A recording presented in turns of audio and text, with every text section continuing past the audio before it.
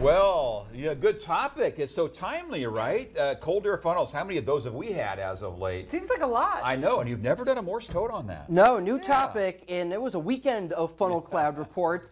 And stretching even back to July 4th, but on Saturday, we had a couple of these cold air funnel cloud pictures sent into skyspyphotos.com. Certainly a little bit of an ominous sky out there when you look up and you see a little bit of that skinny, weak tornado if they do touch the ground, but most of them do not touch the ground. They're just cold air funnels, that little bit of rotation aloft. You can get that thin condensation cloud that's just poking down from the clouds, and sometimes you have to look pretty hard to see them. But again, we got a lot of the reports from the past week with these showers and storms from, let's say, last Wednesday through over the weekend. And the one south of Stanley on Saturday did touch the ground. It was very rare for these cold air funnels to do so, but it did touch the ground as a tornado. There was even a tornado warning issued for the brief period of time that it was on the ground for only about 5 to 10 minutes.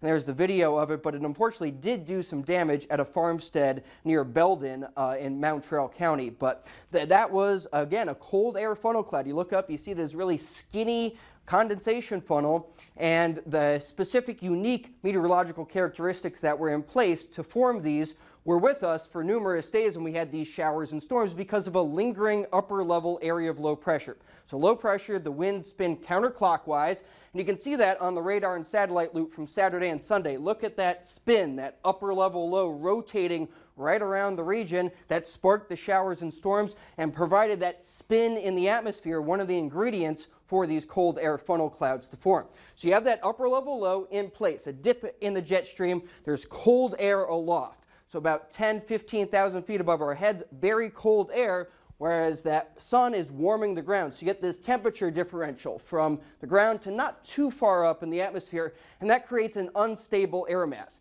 And we have that environmental spin, that counterclockwise rotation because of the upper level low. So now we have that spin in the atmosphere and these thunderstorms that are forming, which create updrafts. So updrafts, you have the warm air near the ground rising with the unstable atmosphere. So with the updrafts, within this overall spinning environment, you get these localized higher spin regions. And the environmental spin is stretched by the updraft. So you have the winds that are spinning it overall in the atmosphere at cloud level, which isn't too far up above the ground. And then when that air is rising in the updraft, it is stretched. So think about a figure skater spinning.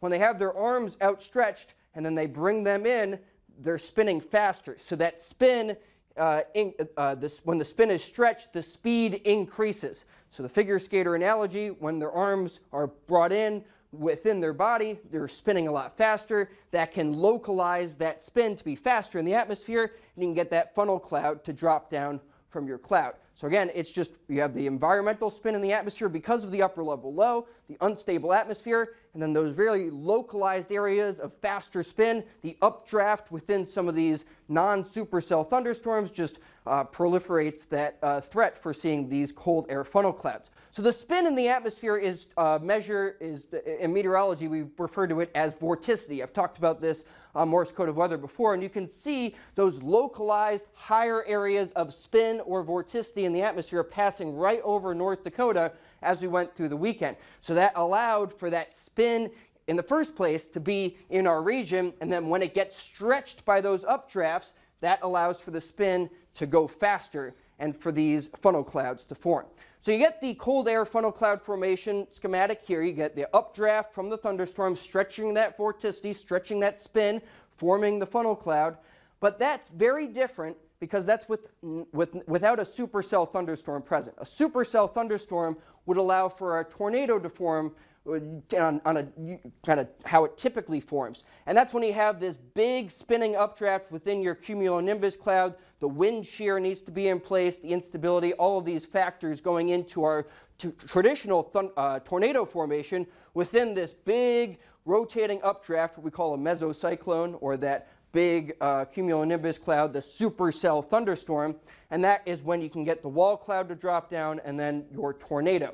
So the tornado formation process within a supercell is different than what we see with cold air funnel clouds. That's why it's not really classified as severe weather, but if you do see one, you do want to take them seriously because on rare occasions they can't touch down.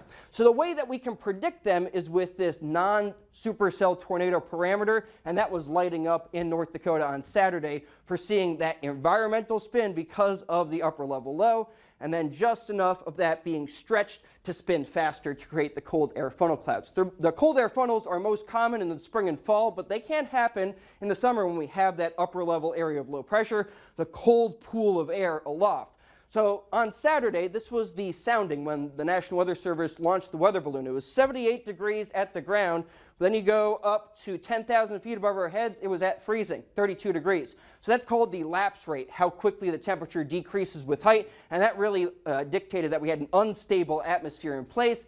So that spin from the upper level low and that strong instability or the wanting of the air at the ground to rise led to a lot of those funnel cloud reports. They're usually harmless, but they can touch down and create that minor damage, as we saw in Mountrail County. This is different than what we see with landspout tornadoes, but it's a somewhat similar process because it's still associated with non-supercell thunderstorms. This was on July 4th. There was a landspout in Wells County. So the landspout tornado, that forms from ground circulation. So it's going from the ground to the top.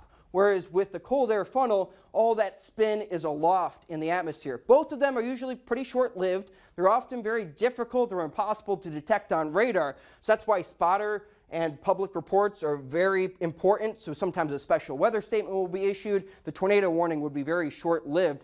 But that landspout tornado is really interesting on how that can form along a boundary. When there's enough spin in the atmosphere, that spin tightens, similar to a cold air funnel cloud.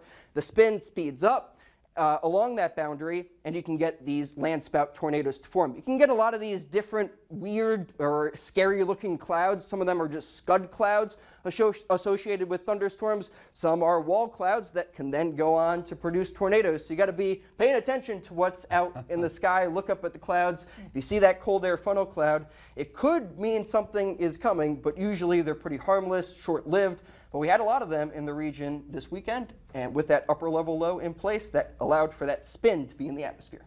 That's what it's all about, right? I mean, and now that the atmosphere is warming up to the layers, cold air funnels, not going to happen again for a while, the way it looks. Exactly. Excellent topic, Jacob. Thanks, Jacob. You're welcome. Appreciate it.